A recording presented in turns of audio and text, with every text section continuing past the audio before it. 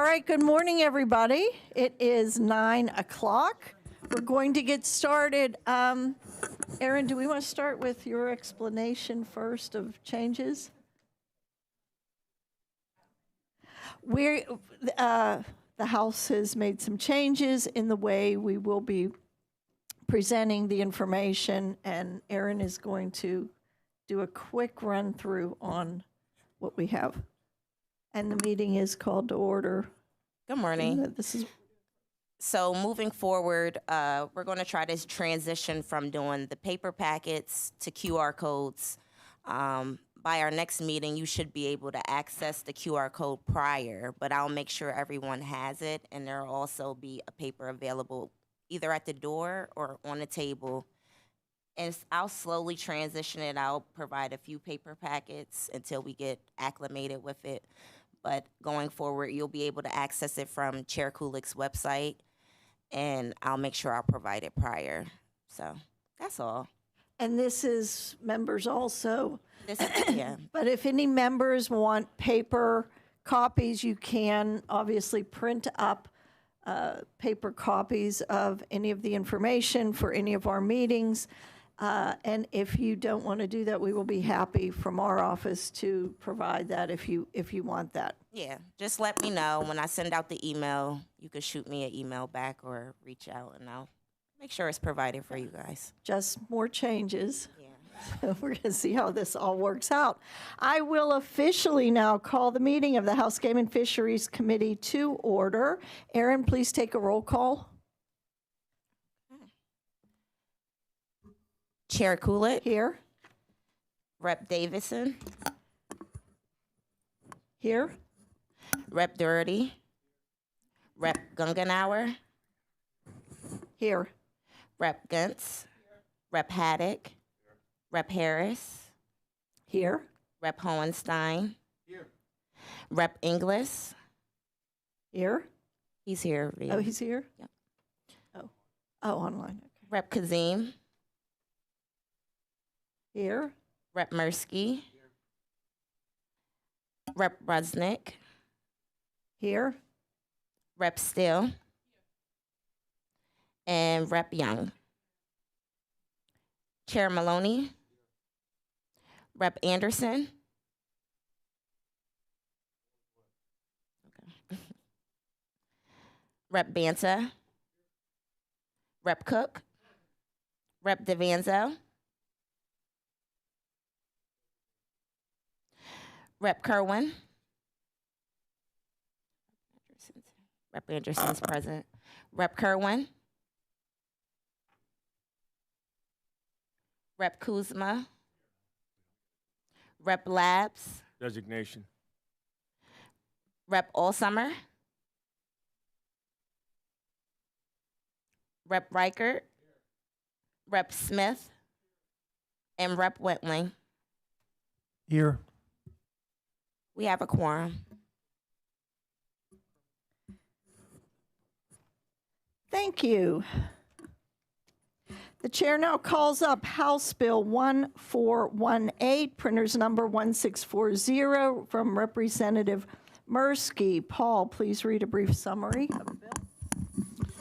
This legislation would amend Section 5103, Boating Education of Title 30 of the Pennsylvania Consolidated Statutes to exempt individuals operating a motorboat with a motor of 25 horsepower or less that is not a personal watercraft. The bill would require that the Pennsylvania Fish and Boat Commission issue a certificate under Section 5104, fees to individuals who pay the required fees and pass a commission-approved course in boating safety education. The question is, will the committee report the bill? On that question, the chair recognizes Representative Mirsky. Chair Kulik, Chair Maloney, members of the committee, thank you for your consideration of House Bill 1418 today. For anyone that lives near a lake or a large body of water like I do, or even if you've recently visited one, you've probably noticed all types of smaller motorized watercraft that can travel at high rates of speed on the water. And while it's great to see people out and enjoying the Commonwealth's waterways and outdoor recreational activities, we got to make sure that folks are doing so in a safe and reasonable manner. That's why I've introduced House Bill 1418 to modernize the state's boating safety requirements to better align with the U.S. Coast Guard's regulations. It also removes outdated language in Title 30 and improves boater safety throughout Pennsylvania. This legislation would allow the Fish and Boat Commission to promulgate rules and ensure boating safety education is required for users of electric motorized personal watercraft, such as e-foils, jet boards, etc., that did not exist a decade ago. The bill also cleans up outdated language regarding the distribution of materials for courses, since most courses are taught online today. Further, House Bill 1418 does not negatively impact what materials are distributed for courses, and it does not change or impose any additional fees for the boating safety education courses. This legislation is a proactive step towards safer, smarter, and more responsible boating in Pennsylvania. I respectfully ask for your support of House Bill 1418. Thank you. Thank you. Are there any other comments on the bill? Chair Maloney. Yes, thank you, Madam Chair, and thank you, members. This isn't really anything, I think, that's controversial in the light that electric motors have come a long way. I just hope they don't think they're going to get into NASCAR. But regardless, 25 horsepower and below would be something that would be a problem, I think, and I just want to make sure that the rowboats with the Minn Kota electric motors that we're all familiar with are not impacted by this, and this is something that is more about the speed that could be generated today and some of the reckless behavior. So bringing attention to this is a safety issue, and we will be supporting it. So thank you. Anyone else? Thank you. Are there any negative votes on the bill? Seeing none, the bill passes, and the bill will be reported. Thank you.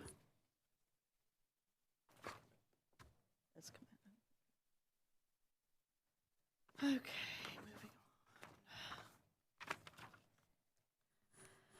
on. All right, the chair now calls up House Bill 1811, printers number 2226 from Representative Steele. Paul, please read a brief summary of the bill. This legislation would allow the Pennsylvania Game Commission to acquire land at a fair and reasonable price in counties of the first through fifth classes. Under Title 34, the Pennsylvania Game Commission is capped at a purchasing price of $400 per acre, except in a county of the second class, which is Allegheny County. As such, this legislation would amend Section 705, price paid for acquisitions and improvements under Title 34, by removing the $400 price per acre cap in counties of the first through fifth classes. However, this legislation would provide that the $400 price per acre cap would still apply to lands that are to be used as game lands in a county of the 6th, 7th, or 8th class.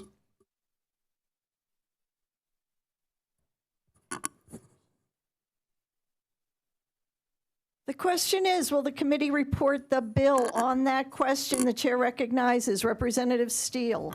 Thank you, Chair, and good morning, everyone. The Pennsylvania Game Commission is one of the best wildlife management agencies that we have in this country.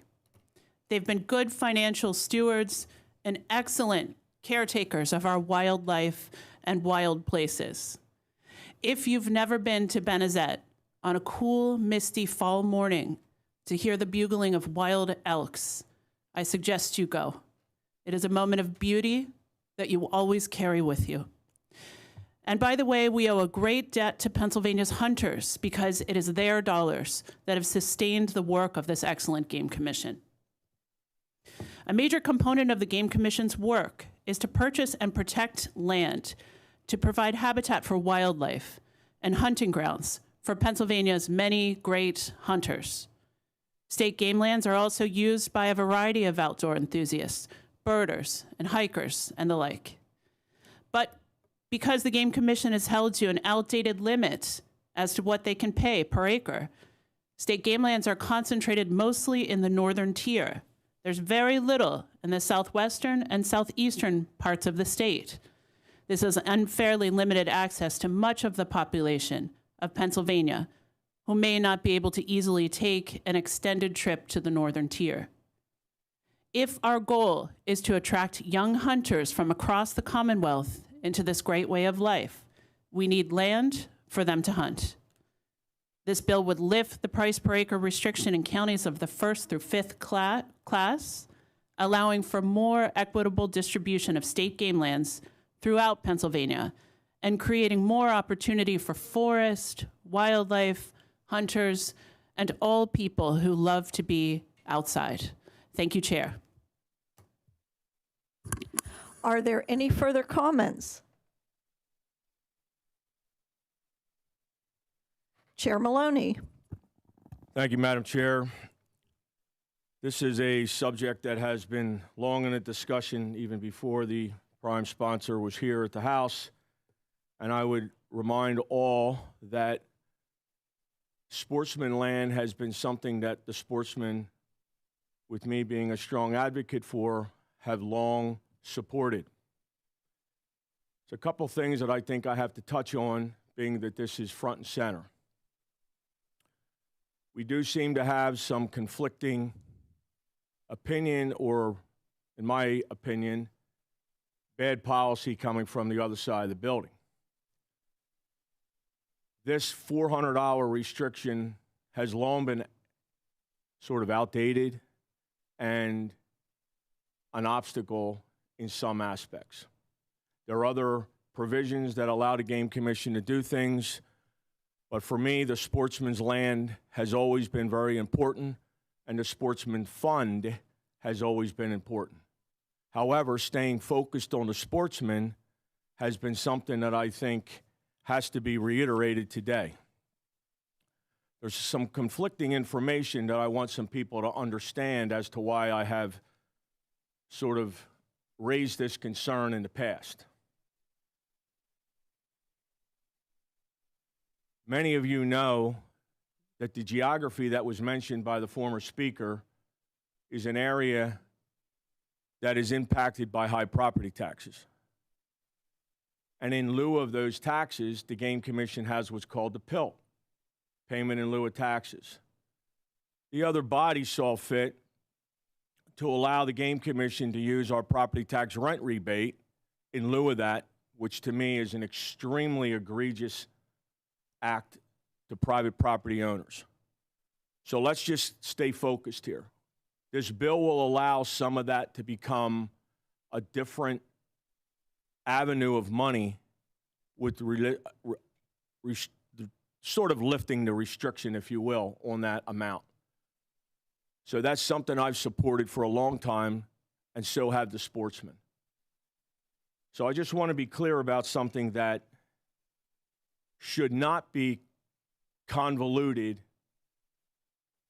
with the seniors who can't afford their taxes for their property, in light of the Game Commission having plenty of funds to pay for in lieu of taxes. God only made so much ground, so there isn't any more being made. So there's a part of that that we need to know is precious, and that we need to keep focused on the mission. And the Game Commission, to acquire land, the number one priority should be sportsmen. So although I know that administrations in the past have tried to take Game Commission land and or state land, they should stay focused on the state land that they have a little bit more authority over, and leave the game land alone. So for me, sportsmen need this. It should be protected. And I support the fact that we would be lifting that $400 per acre. I hope I was clear. I know the sportsmen have spoken about this for years and years. I just held another meeting this past week, and one of the things that came to me by an individual sportsman was the lack of access and the lack of places that they want to be able to go and say it's their game land. So, Madam Chair, appreciate it. Thank you very much, and we will all be supporting it. Thank you. Any other comments? Seeing none, will there be any negative votes on the bill? Seeing none, the bill will be reported as committed.